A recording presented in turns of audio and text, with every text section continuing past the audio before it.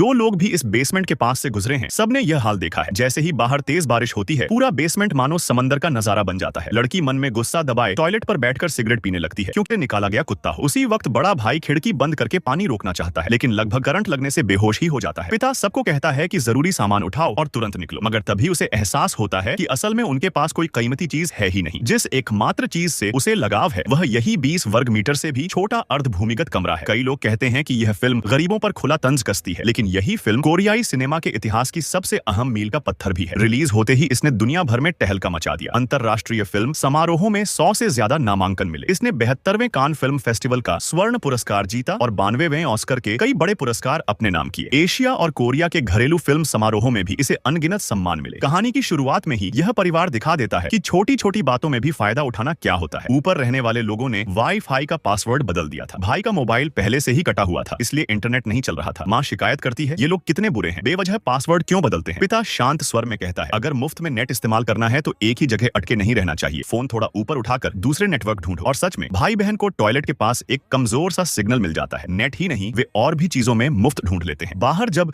कीटाणुनाशक का छिड़काव हो रहा होता है पिता खिड़की बंद करने से मना कर देता है और गंभीर होकर कहता है, घर बैठे मुफ्त में फ्यूमिगेशन हो रहा है। नतीजा वही होता है, पूरा परिवार खांसते खांसते बेहाल हो जाता है। यह सचमुच जान जोखिम में डालकर फायदा उठाना था, लेकिन वे पूरी तरह बेकार भी नहीं है। पिता कभी एक अनुभवी टैक्सी ड्राइवर था, मगर शराब पीकर गाड़ी चलाने की वजह से नौकरी चली गई। माँ पहले एक अच्छी एथलीट थी, शादी के बाद गृहिणी बन गई। भाई 4 बार कॉलेज प्रवेश परीक्षा में फेल हुआ, लेकिन उसकी अंग्रेजी बहुत अच्छी है। बहन को चित्रकला में जबरदस्त प्रतिभा है, मगर घर में पैसे न होने के कारण वह आगे पढ़ नहीं पाई और अपने सपनों को दिल में ही दबा लिया। एक दिन खाने के समय भाई की ऊ नाम के हाई स्कूल दोस्त अचानक मिलने आता है और एक खास तोहफा लाता है, एक ऐसा पत्थर जो किस्मत और धन लाने वाला माना जाता है। मगर कियू की माँ धीरे से बड़बड़ाती है, इससे बेहतर कुछ खाने का सामान ही ले आता। जीवन की कगार पर जीने वालों की सोच सीधी होती है, पहले पेट भरो बाकी बाद में। दोस्त ने भले ही सीधे पैसों की मदद न की हो, लेकिन उसने कियू को एक अच्छी नौकरी दिलाने का रास्ता दिखाया। एक अमीर परिवार में अंग्रेजी का ट्यूटर बनने का। इस ऊंची तनख्वाह वाली नौकरी के लिए बहन ने उसके लिए सियोल यूनिवर्सिटी की एक नकली डिग्री बना दी, जो इतनी असली लगती है कि पिता भी दंग रह जाता है। लेकिन जब कियू इंटरव्यू के लिए मालिक के घर पहुंचता है तो उसे झटका लगता है। मालकिन को सियोल यूनिवर्सिटी की डिग्री में जरा भी दिलचस्पी नहीं होती। उसे बस यह जानना है कि कियू में असली काबिलियत है या नहीं, इसलिए वह एक क्लास सुनकर फैसला करना चाहती है। हालांकि कियू की पढ़ाई कुछ खास नहीं, मगर उसके पास परीक्षा का अच्छा अनुभव है। जब वह लड़की को एक सवाल पर हिचकिचाते देखता है तो अचानक उसकी कलाई पकड़कर कहता है, तुम्हारी नब्ज बहुत तेज चल रही है, अगर यह परीक्षा होती तो तुम आत्मविश्वास में ही हार चुकी होती। एक सवाल न आने से घबराना नहीं चाहिए। यह सुनते ही मालकिन ने वहीं 1 महीने की तनख्वाह दे दी और कियू को लंबे समय के लिए रख लिया। नौकरानी मुस्कुराते हुए फल ले आती है, तभी पीछे से अचानक एक तीर उड़ता हुआ आता है। पता चलता है कि घर में 6 साल का छोटा बेटा भी है, बेहद चंचल और शरारती, जिसने मालकिन को परेशान कर रखा है। उसे पेंटिंग पसंद है, लेकिन कोई भी आर्ट टीचर यहाँ 3 दिन से ज्यादा टिक नहीं पाया। यह सुनते ही कियू के मन में खुशी की लहर